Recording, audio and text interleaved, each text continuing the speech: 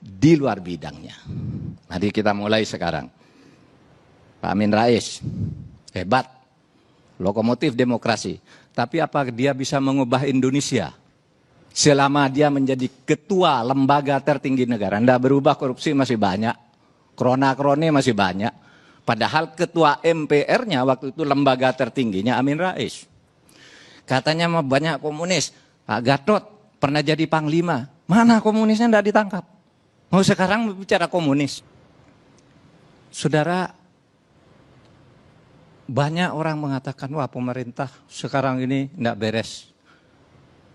Tidak mengerti Pancasila. Gimana tuh? Sudah punya Pancasila, sudah punya undang-undang dasar, kok tidak pemerintah sekarang tidak konsisten.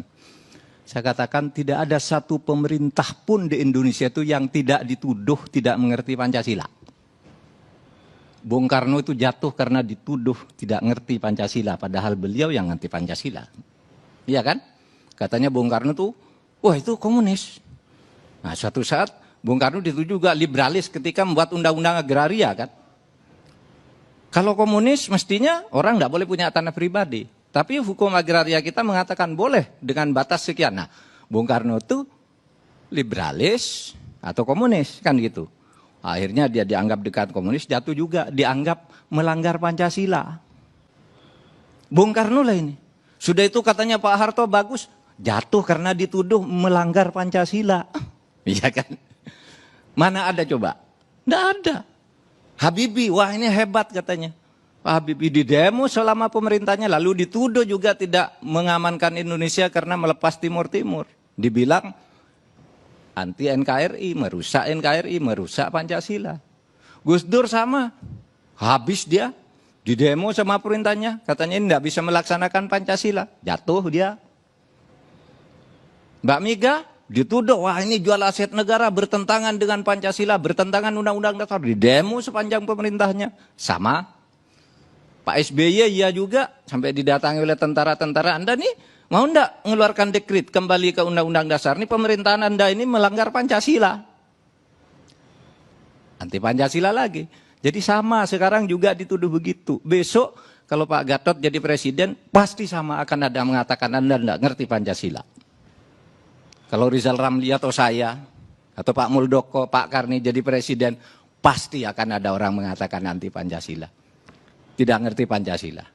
Kenapa? Tafsir yang final dari Pancasila itu memang belum ada. Tidak ada yang ngerti. Bahkan yang dikatakan ekonomi koperasi, sampai Bung Hatta wafat tahun 45, tidak ada konsepnya. Ditanyakan ke Bung Hatta, kayak apa sih koperasi? Bukan kayak gitu, lalu kayak apa? Setiap orang memberi tafsir sendiri, merasa inilah Pancasila. Nah, apakah ini jelek? Tidak. Yang penting Pancasila itu sebagai ideologi, ideal gitu ya. Ideal itu ya. Oleh sebab itu ya sudah, kalau saya sih menafsirkannya Pancasila itu tafsirnya yang final tidak ada. Pancasila itu konsep prismatik. Yang bagus dari sini masuk, yang bagus dari sini masuk, kapitalisme oke, yang bagus, individualisme bagus karena menganggap manusia itu lahir bebas, komunisme bagus karena menganggap manusia lahir sama, ketemu di tengah menjadi prisma dia. Oleh sebab itu kebijakan setiap pemerintah tergantung pada kebutuhan saat itu. Bung Karno katakan yang Pancasila yang benar ini. Ternyata salah kata orang, jatuh dia. Pak Harto belok sebaliknya, jatuh juga.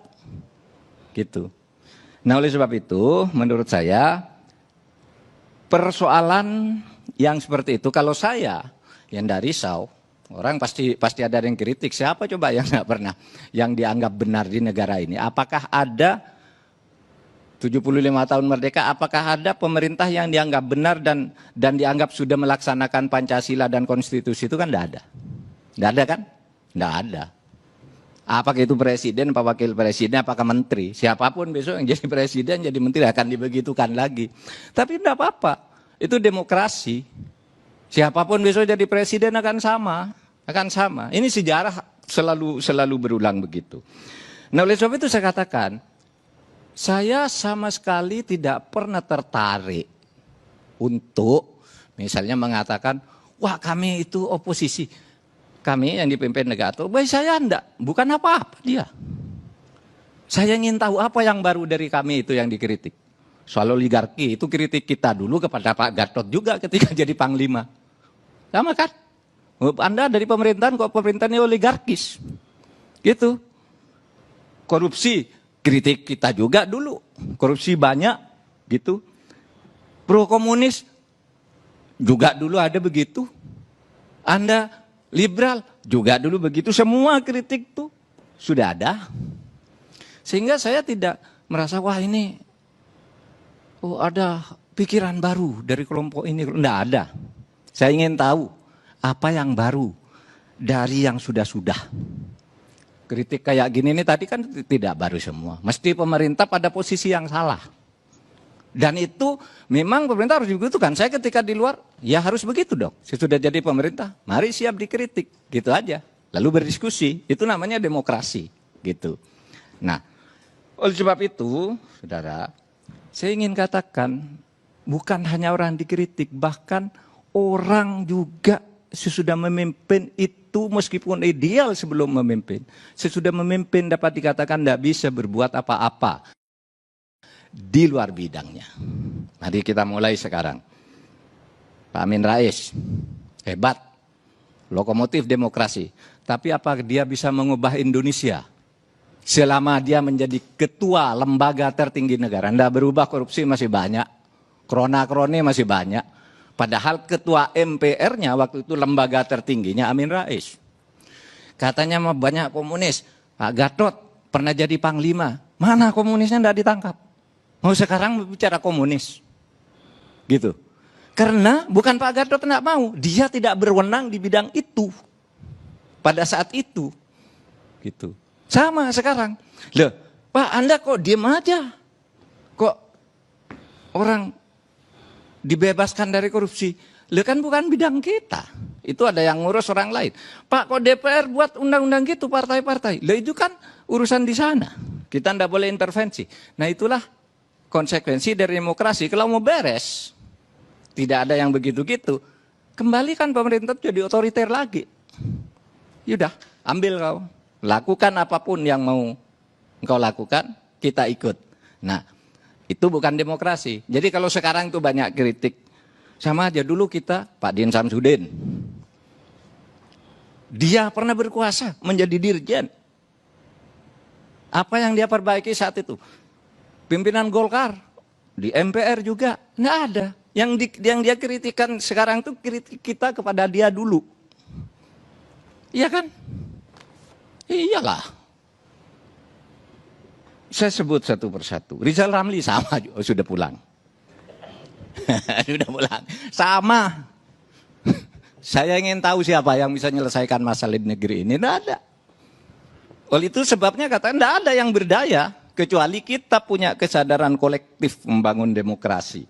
Orang bilang, wah paling hebat di dunia ini Artijo Alkostar. Saya sependapat, tuh hakim paling bagus. Tapi apakah dia menyelesaikan masalah di Indonesia? Tidak, dia hanya menghukum orang yang dia tangani. Yang di luar dia tidak bisa berbuat apa-apa.